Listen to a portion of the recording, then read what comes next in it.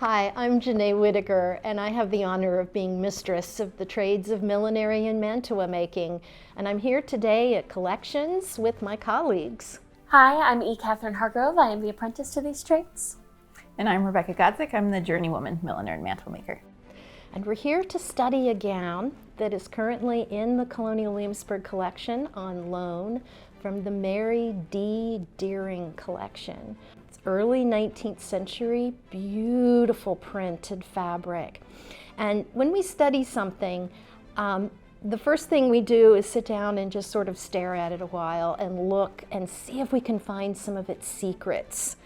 For instance, we were looking at the selvages of the gown, and we noticed that there are 3 blue threads in the selvage, which indicates to us that it was produced sometime between 1774 and 1811, and that's actually pretty consistent with the style of the print that we see, although you do see these kind of sprigged designs as early as the 1750s. By the 1770s, they're really fashionable.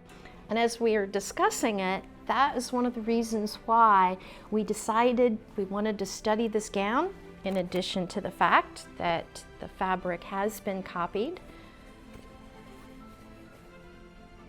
And since the fabric can be, theoretically, go from maybe 1810 back to 1780, maybe earlier as the 1770s, that gave us the idea that maybe we wanted to see what this fabric could have been in earlier decades.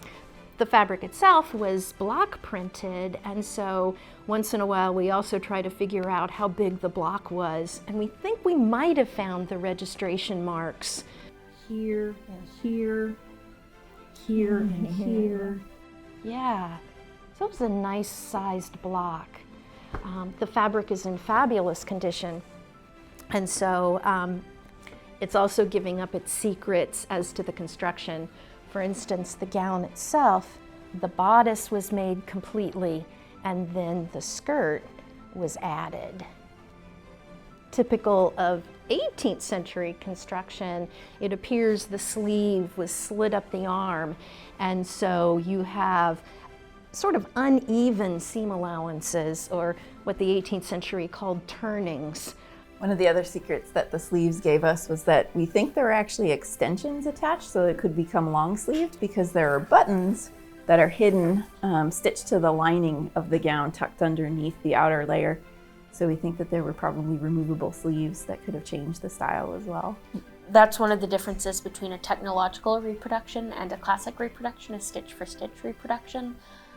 We're quite interested in using the techniques, using the approaches, using that skill set to make a garment that can be used in the same way, rather than just taking measurements and perfectly reproducing it and then finding a body that it'll fit. So the process of discovering the secrets of this gown will be ongoing as we work through the measuring of each piece. What we're looking for often is the stitching, the construction process, and just idiosyncrasies. So we will continue to measure and try to discern the secrets of this gown, taking as much information back with us as possible. Photos, drawings, measurements of every single thing you can think of, those will allow us to have that information on hand when we work on making our repros.